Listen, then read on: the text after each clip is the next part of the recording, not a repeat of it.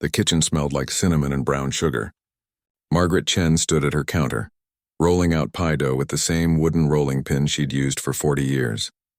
Her small cabin was warm, the kind of cozy that makes you want to curl up with a book and forget the world outside. She hummed an old tune her mother used to sing, completely lost in the simple pleasure of baking. It was late November in Pine Ridge, a tiny mountain town where everybody knew everybody else's business. Margaret had lived here her whole life, raised 2 boys in this very cabin, and watched the seasons change from these same windows for nearly 7 decades. She was 68 now. With silver hair she kept in a practical bun and hands that were still strong from years of hard work. The radio on the counter crackled with the local weather report. Light snow expected, nothing to worry about. Maybe 2 or 3 inches. Margaret smiled. She'd seen plenty of November snowfalls. This would be nothing. She had plans to take a pie over to old Henry Martinez down the road. He lived alone too, and she knew he wouldn't cook much for himself during the holiday. Outside, the sky was gray and heavy, but Margaret wasn't concerned. She'd stocked up on firewood the week before, had plenty of food in the pantry, and her old pickup truck had new winter tires. Living alone in the mountains, you learned to be prepared. You learned to be independent. Her sons, David and Tommy, had both moved away years ago. David was in California, something to do with computers that Margaret never quite understood. Tommy worked on oil rigs in Texas. They called sometimes, usually on holidays. They'd both said they were too busy to come home for Thanksgiving this year. Margaret told them she understood, and she did. But understanding didn't make the cabin feel any less empty. She slid the pies into the oven and looked out the window. The snow had started.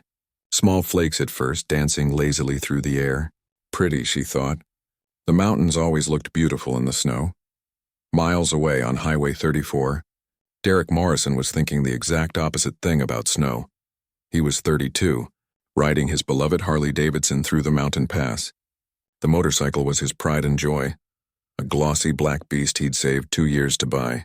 He had his leather jacket zipped tight and a good helmet, but he was starting to regret not throwing his bike in a truck for this trip. Derek was heading to Denver to spend Thanksgiving with his parents and younger sister. He'd been working construction in Montana, and this was his first time home in 8 months. His mother had been calling all week, making sure he was still coming, asking what he wanted her to cook. The thought made him smile inside his helmet. The weather report had said light snow, nothing a careful rider couldn't handle. Derek had been riding motorcycles since he was 16. He knew how to handle difficult conditions. Besides, there was something peaceful about riding through falling snow, as long as you kept your speed down and stayed alert. But the snow was getting heavier. What started as a few flakes had turned into a steady fall. Derek slowed down, focusing on the road ahead. The mountains rose on both sides, dark and imposing. There were no other vehicles around. Highway 34 wasn't heavily traveled, especially not in November. Back in her cabin, Margaret pulled the pies from the oven. Perfect golden brown. She set them on the counter to cool and looked outside again. Her smile faded. The snow was coming down much harder now. The wind had picked up too. She could see the trees bending and swaying. She turned on the television for a better weather report. What she heard made her stomach tighten. The meteorologist looked worried. The light snow had turned into something else entirely. An unexpected cold front had moved in faster than anyone predicted. They were now expecting a serious blizzard. Whiteout conditions. Roads would be dangerous, possibly impassable. Margaret looked at the clock. It was just past 2 in the afternoon. Henry's house was only 1.5 miles away. If she was going to check on him, she needed to go now before the roads got too bad. Derek saw the snow turning into a wall of white. He could barely see 20 feet ahead. His hands were getting cold despite his gloves, and the road beneath his tires felt increasingly unstable. Ice. There was ice forming on the asphalt.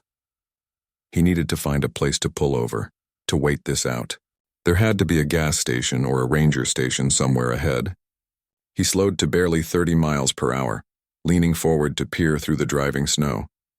That's when he hit the black ice. It was a patch you couldn't see, hidden under a thin layer of snow. The back tire went out from under him. Derek felt the sickening slide, tried to correct it, but the front tire went too. Everything happened in slow motion and too fast at the same time. The motorcycle went down. Derek felt himself sliding across the pavement, then tumbling. The guardrail came up fast. His body slammed against it, the metal screaming as his bike hit it too. Then he was falling, rolling down a steep embankment, his body hitting rocks and trees. He came to rest at the bottom of a ravine, his leg bent at a wrong angle, his bike laying across it, pinning him down. Pain exploded through his body. He tried to move and gasped. His phone was somewhere. He'd felt it fly out of his pocket during the fall. Derek tried to call out, but the wind swallowed his voice. Above on the road, the snow kept falling. Within minutes, the tire marks were covered. No one would know he was down there. Margaret wrapped a pie in foil and put on her heavy coat. She grabbed her keys and headed for the truck. The wind hit her the moment she opened the door. This was bad. This was worse than bad. She climbed into the truck and started the engine, turning the heat on full blast. She'd lived in these mountains long enough to know when to respect the weather. But she also knew that Henry needed someone to check on him. In small mountain towns, neighbors looked after each other. That's just how it was. Margaret put the truck in gear and started down her driveway. The snow was already several inches deep and falling faster every minute. She turned onto the main road, her windshield wipers working overtime, barely keeping up. That's when she saw them, fresh tire marks in the snow swerving sharply. They went straight toward the guardrail and then disappeared over the edge. Something was very wrong. Margaret sat in her idling truck, staring at those tire marks. Every sensible part of her brain said to keep driving, to get to Henry's house, to not take any chances in weather like this. She was 68 years old, not some young emergency responder. But those marks were fresh, very fresh, and they told a story that made her chest tighten. Someone had gone over that embankment. Recently. Maybe, minutes ago. She pulled her truck over as far as she safely could and grabbed the flashlight from her glove compartment. The wind nearly knocked her over when she stepped out. Snow stung her face like tiny needles. She could barely see 5 feet in front of her. Margaret made her way to the guardrail, gripping it tight. The metal was scraped and dented. Fresh damage. She pointed the flashlight down into the ravine and her heart sank. There, about 30 feet down the slope, was a motorcycle. And beneath it, she could make out the shape of a person. "Hey," she shouted. "Can you hear me?" The wind ate her words. She tried again, louder. This time she thought she saw movement. The person's hand lifted slightly, then fell back down. Margaret looked back at her truck, then down at the ravine again. She knew she should call for help. But her phone was in the truck, and even if she called, how long would it take anyone to get here in this weather? The roads were getting worse by the minute. This person could freeze to death before help arrived. She thought about her sons, about what they'd say if they knew what she was about to do. They already worried about her living alone. They'd think she was crazy. Well, maybe she was. Margaret went back to the truck and pulled out everything useful she could find. An old rope she kept for emergencies, a wool blanket, a first aid kit that had been in there for years. She put on her heaviest gloves and took a deep breath. Getting down that slope was harder than anything she'd done in years. The snow made everything slippery. Rocks shifted under her boots. She had to grab onto small trees and bushes to keep from falling herself. Her knees screamed at her. Her back protested. But she kept going. When she reached Derek, her medical training from 4 decades ago came flooding back. She'd been a nurse once before she married and had kids. That felt like another lifetime. He was conscious, but barely. His face was pale, his lips had a bluish tint. Hypothermia was setting in. His leg was definitely broken, pinned under the motorcycle at a terrible angle.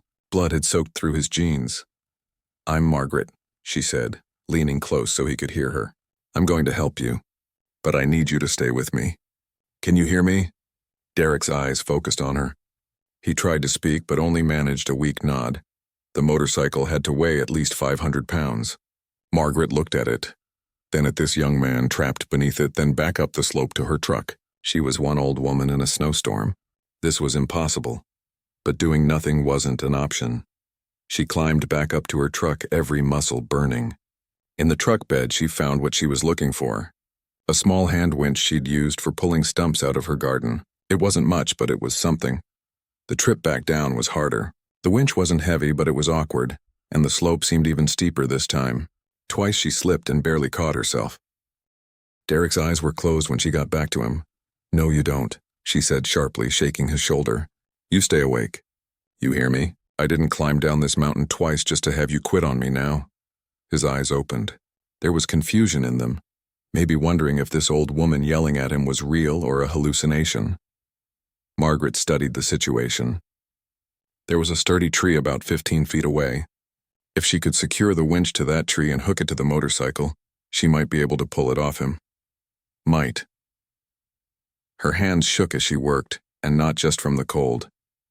She wrapped the rope around the tree trunk, attached the winch, then waded through the snow to hook the other end to the motorcycle frame. The metal was freezing cold even through her gloves.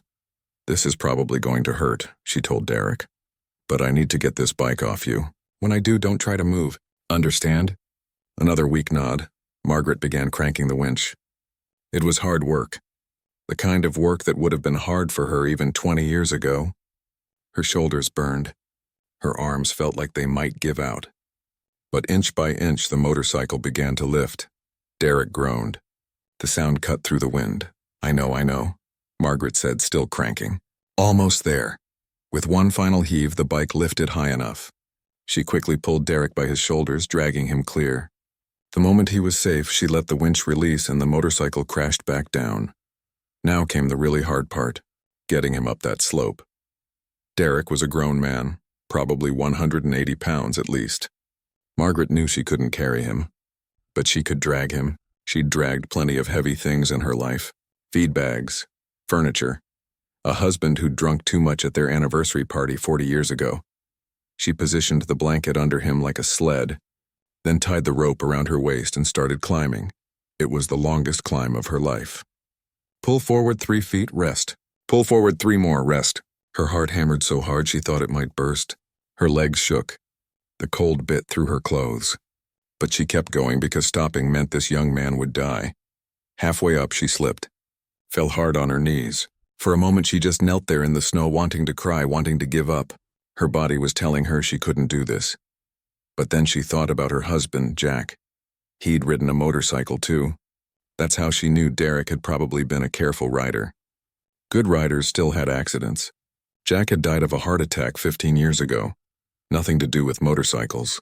But she remembered the way he'd looked in his leather jacket, the way he'd smile when he talked about the freedom of the open road. This could have been Jack down there. And she'd want someone to help him. Margaret got back to her feet and kept pulling. When she finally reached the top, she collapsed against her truck, gasping for air. Every part of her body hurt. But Derek was at the top with her, still alive, still breathing. She opened the truck's back door and somehow, using strength she didn't know she still had, got him inside. She wrapped him in every blanket she had, turned the heat up as high as it would go, and started driving. Not to Henry's house anymore. Back to her cabin. It was closer, and they both needed shelter fast. The drive back to the cabin was a nightmare. What should have taken 5 minutes took almost 20. The road had disappeared under the snow. Margaret had to guess where it was, steering by memory and instinct. The truck slid twice. Her knuckles were white on the steering wheel. In the back seat, Derek drifted in and out of consciousness. Every few seconds, Margaret glanced in the rearview mirror to make sure he was still breathing. When she finally pulled into her driveway, relief washed over her. But there was no time to rest. Getting Derek inside was the next challenge. He was semi-conscious now, able to help a little, and that made all the difference. With his arm around her shoulders and her arm around his waist, they stumbled through the snow to her front door. Once inside, Margaret laid him on the couch. She got the fire roaring and piled every blanket she owned on top of him. His skin was like ice. His teeth chattered so hard she could hear them across the room. She reached for the phone to call for help. The line was dead. The storm must have taken out the phone lines. She grabbed her cell phone. No signal, of course not. Cell service in Pine Ridge was spotty on good days. In a blizzard, it was non-existent. They were completely cut off. Margaret felt a wave of fear. She was a 68-year-old woman with a severely injured man in her living room. No way to call for help, and a storm that showed no signs of stopping. But fear wouldn't help Derek. Action would. She went into her bathroom and pulled out supplies. Scissors, towels, antiseptic, bandages. The first aid kit from her truck. It wasn't much, but it would have to do. Derek's leg was the biggest problem. His jeans were soaked with blood. Margaret cut the fabric away carefully. What she saw made her stomach turn. The break was bad. The bone hadn't broken through the skin, thank God. But the leg was swollen and already turning dark purple. She'd set broken bones before, years ago in nursing school and during her early years at the clinic. But that was 40 years ago. Still, the knowledge was there, buried under decades of everyday life. "This is going to hurt," she told Derek. His eyes were open now, more alert. The warmth was bringing him back. "I need to set your leg. We don't have any painkillers stronger than aspirin." "Do it," he managed to say. His voice was rough. Margaret gave him a wooden spoon to bite down on. Then, saying a silent prayer, she began. The sound Derek made would haunt her. But she didn't stop. She couldn't. She pulled, aligned, and held the bone in place. Then she splinted it using pieces of wood from a broken chair and strips torn from an old sheet. By the time she finished, both of them were exhausted. Derek had passed out from the pain. Margaret's hands trembled as she cleaned and bandaged the cuts on his arms and face. She checked his temperature. It was rising, which was good, but it was rising too fast. Fever. His body was fighting infection or maybe pneumonia from the cold and wet. Margaret made chicken soup from scratch, the way her mother had taught her. While it simmered, she watched Derek sleep. His breathing was labored. Every so often he'd mumble something she couldn't understand. Outside, the storm raged. The wind howled like wolves. Snow piled against the windows. Margaret looked at her dwindling stack of firewood and did some mental math. If this storm lasted more than a day or two, she'd have to start burning furniture. When the soup was ready, she woke Derek. He needed fluids, needed food. He managed half a bowl before exhaustion took him again. Margaret sat in her chair by the fire and allowed herself to feel tired. Her body ached everywhere. Her knees throbbed. Her back felt like someone had taken a hammer to it, but Derek was alive. Warm. That's what mattered. She must have dozed off because she jerked awake to the sound of Derek crying out. She rushed to him. His face was flushed with fever. His eyes were open but unfocused. "Mom," he said. "Mom, I'm sorry. I should have called more." "Shh," Margaret said, placing a cool cloth on his forehead. "Save your strength." "The bike," he mumbled. "Is the bike okay?" Despite everything, Margaret smiled. Men and their motorcycles. "The bike's fine. You just worry about yourself." Throughout the night, she sat beside him. The fever climbed. She rotated cold compresses, tried to get water into him, monitored his breathing. This was the critical time. If the fever got too high or if infection set into that leg, there was nothing more she could do. Around 3 a.m, Derek started talking again. Fever dreams. He talked about his mother, his sister, his job. He talked about feeling lost, about not knowing what he wanted from life. He talked about his father teaching him to ride a motorcycle when he was 16. Margaret listened to it all. She told him about Jack, about how he'd love to ride too, about the trips they'd taken together when they were young, about the life they'd built in this cabin. "My boys don't visit much anymore," she found herself saying, even though Derek probably couldn't hear her. "They're busy. Important jobs. I understand, but it gets lonely sometimes." As dawn broke on the second day, the fever finally started to come down. Derek's sleep became more peaceful. Margaret allowed herself to hope. She looked outside. The snow had stopped, but the world was buried under several feet of powder. The road was completely impassable. Even if she'd had phone service, no one could reach them. Margaret made coffee and ate a piece of leftover pie for breakfast. She checked Derek's leg. The swelling had gone down slightly. No red streaks, no signs of serious infection yet. The splint was holding. When Derek woke around noon, his eyes were clearer. "You're still here," he said. "Where else would I be?" Margaret replied. "This is my house.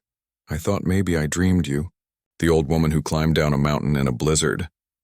"Not that old," Margaret said, but she was smiling. "How do you feel?" "Like I got hit by a truck. Or fell down a mountain. Close enough. You hungry?" He was. Margaret heated more soup and watched him eat. Color was returning to his face. "The storm," Derek said between bites. "Is it over?" Margaret looked out the window. The sky was gray and heavy. "The first one is, but there's more coming. The radio says we might be snowed in for days." Derek looked at her, really looked at her. At this grandmother who'd saved his life. "I don't even know how to thank you." "You can thank me by staying alive," Margaret said simply. "Now eat your soup." By the third day, they'd fallen into a rhythm. Margaret would wake first, stoke the fire, and make breakfast. Derek was getting stronger, able to sit up now, though his legs still hurt terribly. They ate together, rationing the food carefully. The Thanksgiving pies that were supposed to go to Henry had become their dessert. The second storm had come just as the radio predicted. More snow, more wind. Margaret's cabin felt like a small island in an ocean of white. They were completely isolated from the world. Derek watched Margaret move around the small kitchen. She worked with practiced efficiency, never wasting emotion. But he could see she was tired. More than tired. The rescue had taken a toll on her body. "Let me help," he said when she started washing dishes. "You have a broken leg. I have 2 working arms. I can dry dishes sitting down." Margaret hesitated, then nodded. She brought him a towel. It felt good to be useful, to not be completely helpless. As they worked, Derek asked, "You said you were a nurse?" "Long time ago. Before I got married. Worked at the clinic in town for a few years." She handed him a wet plate. "Gave it up when the boys came along. That's what you did back then. Do you regret it?" Margaret was quiet for a moment. "Sometimes. I loved nursing, but I loved my boys more. You make choices. That's life. Do they know, your sons, about what's happening here?" She shook her head. "No phone. No way to reach anyone. They probably think I'm just sitting here baking pies, watching old movies. They'll hear about the storm, though. Won't they worry?" Margaret's laugh was bitter. "Honey, they probably haven't even thought about it. David's busy with his tech company. Tommy's on an oil rig. They love me, I know they do. They're just busy."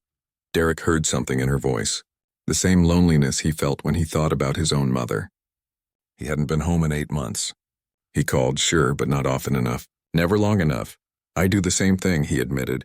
"My mom calls every week.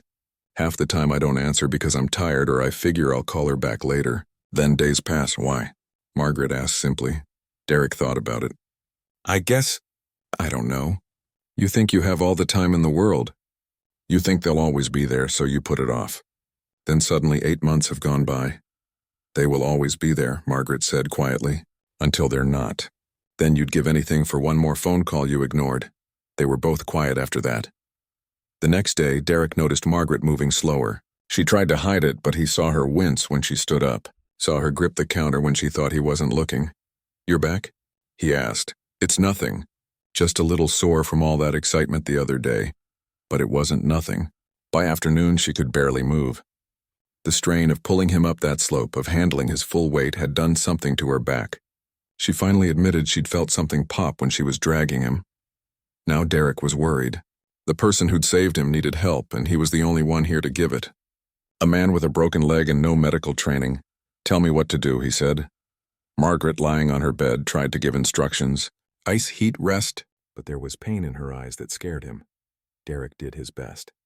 He heated water for her to soak towels in. He brought her aspirin and water. He made dinner, though his cooking was nowhere near as good as hers. He kept the fire going, hopping on one leg and using a chair as a crutch. That night, they were both laid up. Derek on the couch, Margaret in her bedroom. 2 injured people in a snowed-in cabin with a storm still howling outside. "This is quite a situation," Derek called to her. "Could be worse," she called back. "How?" "Well, we could both have broken legs." Derek laughed despite everything. This woman had an unbreakable spirit. Over the next day, they talked more than Derek had talked to anyone in years. Really talked. Margaret told him about Jack, about their 40 years together. About how he'd died suddenly. One morning just didn't wake up. About how her sons had come for the funeral but left quickly, back to their important lives. Derek told her about dropping out of college, about disappointing his parents. About working construction, because he liked working with his hands but feeling like everyone thought he should want more. About his ex-girlfriend who'd left him because he couldn't commit to anything, not even deciding what state he wanted to live in. "You know what your problem is?" Margaret said. She was feeling better today, able to sit up in a chair. "What?" "You're waiting for life to make sense before you start living it." "Life doesn't make sense. You just live it anyway." "Is that what you did?" "That's what everyone does, whether they admit it or not." "You think I had some master plan?" "I fell in love with a boy who rode a motorcycle. We got married young, probably too young. Had kids, struggled with money. Fought sometimes, made up. Got old together. He died, I kept going. That's life. but you seem content, like you figured something out." Margaret smiled. "I figured out that the big secret is there's no big secret. You love people while you have them. You do your best. Some days are good, some are terrible. You keep going, that's it. That's everything." On the fourth day they heard it. The distant rumble of heavy engines. Snowplows. The roads were finally being cleared. Derek felt relief and something else. Something he didn't expect. Disappointment. These days in the cabin, cut off from everything, had been strange and hard, but also strangely peaceful. He'd gotten to know this remarkable woman. He'd had time to think about his life without all the usual noise and distractions. Margaret felt it too. The world was coming back, and with it everything would return to normal. Derek would go home to his family. Her sons would eventually call.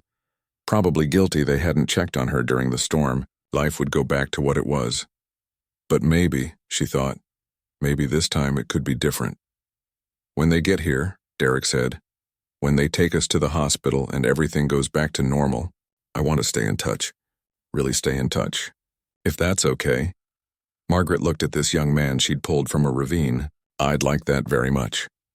Neither of them knew that the story was just beginning. The rescue team arrived just after noon. 3 paramedics and 2 sheriff's deputies on snowmobiles. They'd been checking on residents throughout Pine Ridge, making sure everyone had survived the storm. They weren't expecting what they found at Margaret Chen's cabin. The lead paramedic, a woman named Rita who'd lived in Pine Ridge her whole life, stood in the doorway staring. Derek's improvised splint, the signs of Margaret's nursing care. The way these 2 complete strangers had kept each other alive through 4 days of the worst weather the mountains had seen in a decade. "Margaret," Rita said slowly, "what exactly happened here?" So Margaret told them. The whole story. Finding Derek in the ravine, climbing down in the blizzard, using the winch to free him, dragging him up the slope, setting his leg with supplies from under her bathroom sink. The paramedics looked at each other, then at Margaret, then at Derek's leg. "You set this yourself?" one of them asked. "Didn't have much choice." They examined Derek carefully. The splint was textbook perfect. The leg had been set correctly. Everything Margaret had done had probably saved his life, and definitely saved his leg from permanent damage. "Ma'am," the younger paramedic said, "you're either incredibly brave or incredibly crazy." "Probably both," Margaret replied. They loaded Derek onto a stretcher.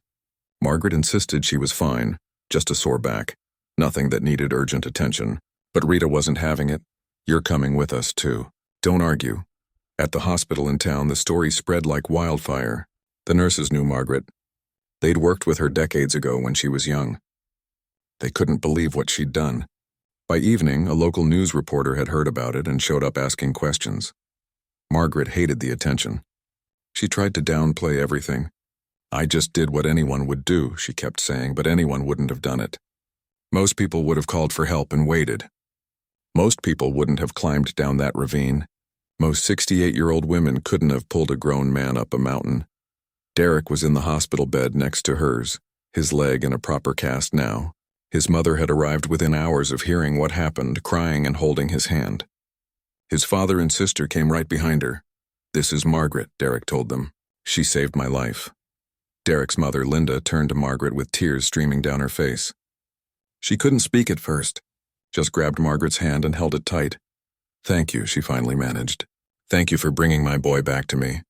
Margaret's own sons called that evening. David from California, his voice shocked and worried. "Mom, we just saw the news." "Are you okay? What were you thinking?" "I was thinking a young man needed help. You could have been killed. You could have fallen or frozen or... But I didn't, I'm fine." Tommy called next. Similar conversation. Both of them promised to visit soon. Margaret had heard that before. The local news segment aired that night. Within days, it had gone viral. National news picked it up. Grandmother rescues biker in snowstorm. The story had everything. Drama, danger, an unlikely hero. Margaret's phone, once quiet for days at a time, rang constantly. Interview requests. A talk show wanted her to fly to New York. A motorcycle club wanted to give her an award. It was overwhelming. Through it all, Derek stayed close. Even after he was discharged, he checked into a motel in Pine Ridge instead of going home. His leg needed time to heal, he told his parents. But really, he wasn't ready to leave yet. He visited Margaret every day. brought her groceries when she came home from the hospital, helped around her cabin, even though he was supposed to be resting. They'd talk for hours, the same way they had during the storm. 2 weeks after the rescue, Pine Ridge organized a celebration. The town council wanted to honor Margaret. The volunteer fire department was hosting it at the community center. Margaret didn't want to go. "I don't need a celebration. I just did what was right." "Let them thank you," Derek said. "Let the town show they care about you." The community center was packed. It seemed like everyone in Pine Ridge had come, and not just locals.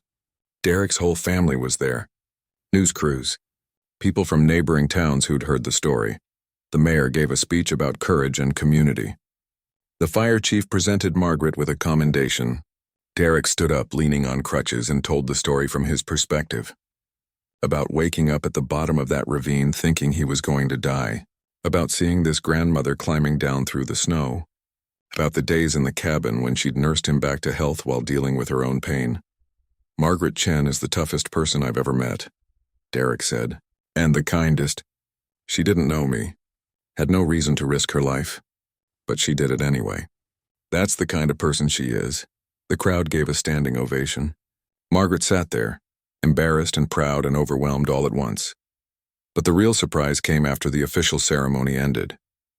Derek's family approached Margaret together. "We've been talking," Linda said. "All of us. And we want you to know something. You're family now. What you did for Derek, there's no way we can ever really repay that. But we want you to be part of our lives. Part of Derek's life. If you'll have us. Thanksgiving," Derek's sister Ashley added. "You should come to our house for Thanksgiving. Make up for the one we all missed." Margaret felt tears in her eyes. Real family. Not just polite Christmas cards and hurried phone calls. People who actually wanted her around. "I'd like that very much," she said. What Margaret didn't see, standing in the back of the room, were her own sons. David and Tommy had both flown in, finally making good on their promises to visit. They'd watched the ceremony, watched the town honor their mother, listened to Derek's speech. They saw what they'd been too busy to notice. Their mother was a remarkable woman, a woman who'd lived alone for 15 years, who'd stopped talking about being lonely because what was the point? A woman who'd needed them and they hadn't been there. When they approached her, both of them looked ashamed. "Mom," David started. "I'm so sorry. We should have been here. Should have checked on you during the storm. Should have visited more. Should have." Margaret hugged him. Then Tommy. "You're here now. That's what matters. We want to do better," Tommy said. "Really be here. Not just phone calls on holidays." "Okay," Margaret said simply. "I'd like that." The celebration lasted into the evening. There was food and music. Margaret found herself surrounded by people. Henry Martinez, her neighbor, thanked her for trying to check on him during the storm. Rita and the other paramedics shared drinks with her. Kids from town asked her to sign their school notebooks. Derek stayed by her side most of the night. At one point, they stepped outside for fresh air. The night was cold but clear. Stars filled the sky. "You know what's funny?" Derek said. "That accident, the worst thing that ever happened to me, might have been the best thing too." "How do you figure?" "It woke me up, made me realize I'd been coasting through life, not really living it, not really connecting with anyone." He looked at her. "You saved my life, but I think maybe you also showed me how to live it better.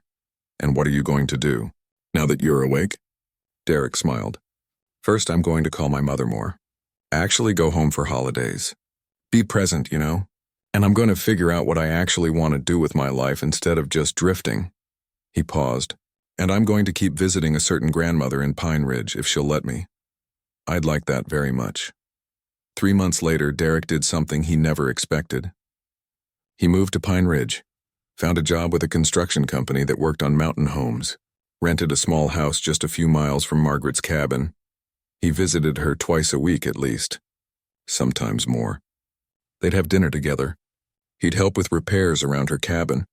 They'd talk about everything and nothing. He taught her about his work. She taught him to bake pies. His family visited too, more than they ever had before. Margaret's cabin, once so quiet, was now often filled with people. David and Tommy came more frequently, guilty conscience having turned into genuine desire to reconnect. They'd overlap sometimes with Derek's family. The kids from both families played together. Adults shared meals. Henry Martinez started joining them too. Other neighbors. The cabin became a gathering place. One Sunday evening, sitting on her porch watching the sunset paint the mountains purple and gold, Margaret thought about how strange life was. A terrible storm, a terrible accident, a split-second decision to investigate tire marks in the snow. All of it had led to this, a full cabin, a full life. People who cared about her and whom she cared about in return. Derek pulled up in his truck right on time for dinner. He waved from the driveway. Margaret waved back, smiling. Sometimes, she thought, the best things in life come from the worst moments. Sometimes you have to climb down into a ravine in a blizzard to find out what you're really made of. And sometimes, in saving someone else, you end up saving yourself. 1 year after the rescue, Margaret stood in her kitchen making pies again. But this time she wasn't alone. Derek was at the counter beside her, attempting to roll out dough while she supervised with an amused smile. "It's too thick," she said, pointing at his work. "It's fine. It's going to be doughy in the middle." Derek sighed and started rolling again. "You know, I've built entire houses. Framed walls, laid foundations. But pie crust defeats me." "Different skills," Margaret said, patting his shoulder. "Keep trying." The cabin had changed over the past year. Derek had helped her renovate. New windows that actually sealed properly. Updated plumbing. A ramp leading to the front door just in case Margaret ever needed it, though she insisted she didn't. The place was sturdier now, ready for many more years. But the biggest changes weren't to the building. They were to the life inside it. Margaret's phone buzzed. A text from David. He was bringing his family up next weekend. Tommy had already confirmed he'd be there too with his girlfriend. It would be crowded. Margaret loved it. "Are you nervous about tomorrow?" Derek asked, finally getting his pie crust to an acceptable thickness. Tomorrow was the anniversary. 1 year since the accident. The town was holding another event, smaller this time. A scholarship fund had been established in Margaret's name for local students studying nursing or emergency medicine. The fire department wanted to present the first award. "A little," Margaret admitted. "Still not used to all the attention. Better get used to it. You're a local legend now. I just helped someone." "That's all?" Derek smiled. That was so like her. She'd never accepted that what she did was extraordinary. To Margaret, it was just what you did for people. You helped when you could. His phone rang. His mother. He answered on speaker. "Derek, honey, what time should we come tomorrow?" "Ceremony starts at 2. Come whenever." "And Margaret, are you there?" "I'm bringing that casserole you liked." "You don't have to do that, Linda." "I want to." It's settled. After they hung up, Margaret shook her head. "Your mother spoils me. She loves you. We all do." It was true. The two families had woven together in unexpected ways. Margaret had become like a second grandmother to Ashley's kids. David and Tommy actually got along with Derek like old friends. Sunday dinners rotated between houses now. Holidays were planned together. Margaret had even gone on a trip to Denver with Derek's family last summer. First time she'd left Pine Ridge in 5 years. They'd taken her to museums, nice restaurants, showed her around the city. She'd been nervous at first, out of her comfort zone, but it had been wonderful. "You know what I was thinking about this morning?" Derek said, crimping the edges of his pie. "What if I hadn't taken Highway 34 that day? What if I'd waited out the storm somewhere? Everything would be different." "Do you wish you had?" "No, not even a little bit. Breaking my leg was the worst thing that ever happened to me." He glanced at her. "I found direction, purpose, family I didn't know I needed." Margaret understood. The rescue had changed her too. She wasn't lonely anymore. Wasn't just waiting for phone calls that might not come. Her life had expanded in ways she never expected at 68 years old. But there was something else. Something she'd noticed over the past few months. Other people in town had started connecting more. Henry Martinez had joined a weekly card game at the community center. Rita, the paramedic, had organized a neighborhood watch program where volunteers checked on elderly residents during bad weather. The whole town seemed more aware of each other, more willing to help. Margaret's story had reminded people what community meant. That evening, Derek stayed for dinner like he did most nights. They ate on the porch, watching the mountains turn pink in the sunset. "I got a call from a journalist yesterday," Margaret said. "Wants to write a book about the rescue. Are you going to do it?" "I don't know. Seems excessive. It's a good story. Might inspire people." Margaret was quiet for a moment. If I do it, I want to make sure it's not just about me. It's about how people need each other, about not waiting until an emergency to show you care. That's exactly why you should do it. Maybe. They sat in comfortable silence. A deer wandered into the clearing near the trees. They watched it graze, peaceful in the fading light. You ever think about the future? Derek asked. Like 5 or 10 years from now? At my age, I try not to plan too far ahead, Margaret joked. But then she got serious. I think about it sometimes. I hope I'm still here in this cabin, still making pies and fussing over people who visit. You will be. You're too stubborn to go anywhere. What about you? Where do you see yourself? Derek thought about it. Here, in Pine Ridge. Maybe with my own family someday if I'm lucky enough. Close to you. Close to this place that gave me a second chance. Margaret reached over and squeezed his hand.